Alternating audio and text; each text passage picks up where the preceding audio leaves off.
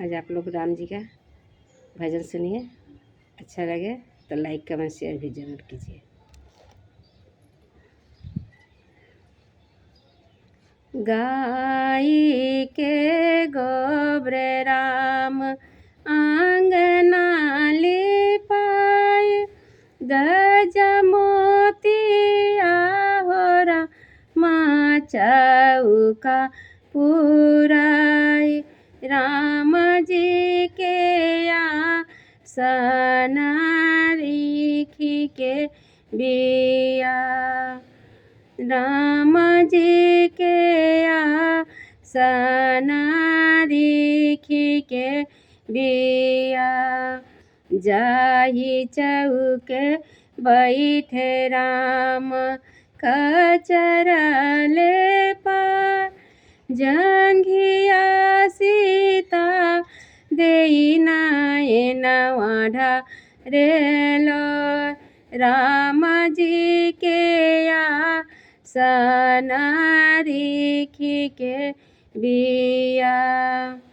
हम तो से पूछी सीता दिलवा के बात, कमने गुण में सीता नयनवा ढारेलो। राम जी के आसन रिखी के बिया। लाजो के बतिया राम कहलो न जा, मैया बाप नीर धन दहेज नहीं दे। राम जी के आसन रिखी के बिया। तोहरी बहिनिया राम छेकी है दुआ, काई जवाब राम बहिनी के दे। राम जी के आसन रिखी के बिया।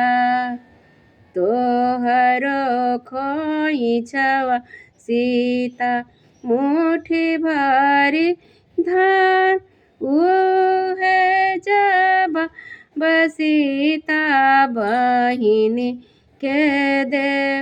राम जी के आसन रिखी के बिया।